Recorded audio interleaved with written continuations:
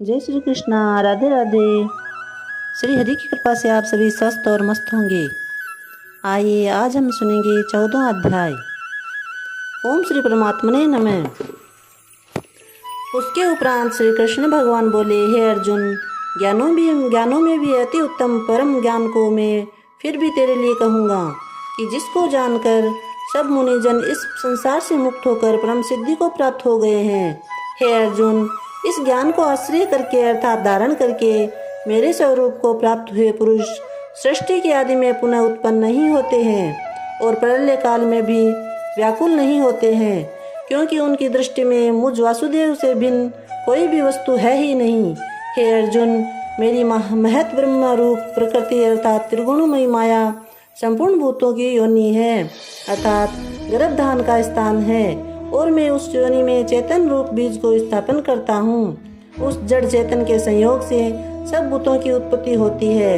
हे अर्जुन, नाना प्रकार की सब योनियों में जितनी मूर्तियां अर्थात शरीर उत्पन्न होते हैं, उन सब की त्रिगुणमयी माया तो गर्भ को धारण करने वाली माता है, और मैं बीज को स्थापन करने वाला पिता हूँ। हे अर्जुन, सत्व गुण, रजोगुण और तमोगुण ऐसे ही प्रकृति से उत्पन्न है। तीनों गुण इस अविनाशी जीवात्मा को शरीर में बांधते हैं। हे निष्पाप, उन तीनों गुणों में प्रकाश करने वाला निर्विकार सत्व गुण तो निर्मल होने के कारण सुख की आसक्ति से और ज्ञान की आसक्ति से अर्थात ज्ञान के अभिमान से बंधता है। हे अर्जुन, राग रूप रजोगुण को कामना और आसक्ति से उत्पन्न हुआ जान, वह इस जीवात्मा को कर्मों की और उनके फल की आसक्ति से बांधता है। और हे अर्जुन, सर्वदेहाभिमानियों के मोहने वाले तमोगुण को अज्ञान से उत्पन्न हुआ जान, वह जीवात्मा को प्रमाद, आलस्य और निद्रा के द्वारा बांधता है। क्योंकि हे अर्जुन, सत्वगुण सुख में लगाता है और रजोगुण कर्म में लगाता है, तथा तमोगुण तो ज्ञान को आच्छादन करके अर्थात ढक के प्रमाद में भी लगाता है। और हे अर्जुन, रजोगुण और तमोगुण को दबाकर सत्वगुण होता है अर्थात बढ़ता है, तथा रजोगुण और सत्वगुण को दबाकर तमोगुण बढ़ता है। वैसे ही तमोगुण और सत्वगुण को दबाकर रजोगुण बढ़ता है। इसलिए जिस काल में इस देह में तथा अंतकरण और इंद्रियों में चेतना और बोध शक्ति उत्पन्न होती है, उस काल में ऐसा जानना चाहिए कि सत्वगुण बढ़ा है। और हे अर्जुन, रजोगुण के बढ़ने पर लोभ और प्रवृत्ति अर्थात सांसारिक चेष्टा तथा सब प्रकार के कर्मों का स्वार्थ बुद्धि से आरंभ एवं अशांति अर्थात मन की चंचलता और विषय भोगों की लालसा, ये सब उत्पन्न होते हैं। तथा हे अर्जुन, तमोगुण के बढ़ने पर अंतकरण और इंद्रियों में अप्रकाश एवं कर्तव्यों में कर्मों में अप्रवृत्ति और प्रमाद अर्थात व्यक्त चेष्टा, निद्रादि, अंतकरण की मोहिनी वृत्तियाँ, ये सब उत्पन्न होते हैं। हे अर्जुन, जब यह जीवात्मा सत्वगुण की वृद्धि में मृत्यु को प्राप्त होता है, तब तो उत्तम कर्म करने वाले के मल रहित अर्थात दिव्य स्वर्ग आदि लोगों को प्राप्त होता है। रजोगुण के बढ़ने पर अर्थात जिस काल में रजोगुण बढ़ता है, उस काल में मृत्यु को प्राप्त होकर कर्मों की आसक्ति वाले मनुष्य में उत्पन्न होता है, तथा तमोगुण के बढ़ने पर मरा हुआ पुरुष कीट, पशु आदि मूढ़ योनियों में उत्पन्न होता है।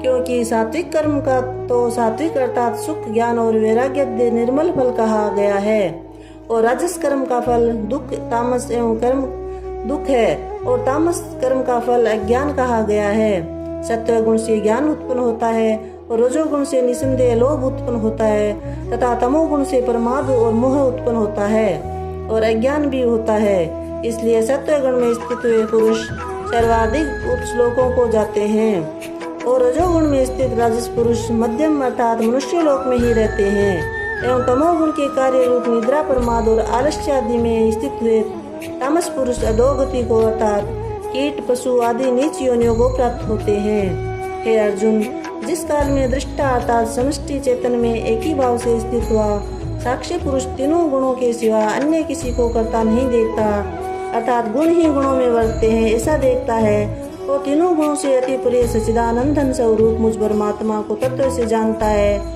उस काल में वह पुरुष मेरे स्वरूप को प्राप्त होता है, तथा यह पुरुष इन स्थूल शरीर की उत्पत्ति के कारण तीनों गुणों को उल्लंघन करके जन्म, मृत्यु, वृद्धावस्था और सब प्रकार के दुखों से मुक्त हुआ परमानंद को प्राप्त होता है। इस प्रकार भगवान के रहस्य युक्त वचनों को सुनकर अर्जुन ने पूछा कि हे पुरुषोत्तम, इन तीनों गुणों से अतीत हुआ पुरुष किन किन लक्षणों से युक्त होता है और किस प्रकार के आचरणों वाला होता है, तथा हे प्रभु, मनुष्य किस उपाय से इन तीनों गुणों से अतीत होता है। इस प्रकार अर्जुन के पूछने पर श्री कृष्ण भगवान बोले, हे अर्जुन, जो पुरुष सत्व गुण के कार्य रूप प्रकाश को और रजोगुण के कार्य रूप प्रवृत्ति को तथा तमोगुण कार्य रूप मोह को भी न तो प्रवृत्ति होने पर बुरा समझता है और न निवृत्ति होने पर उनकी आकांक्षा करता है, तथा जो साक्षी के सदृश स्थित गुणों के द्वारा विचलित नहीं किया जा सकता है और गुण ही गुण में बढ़ते हैं,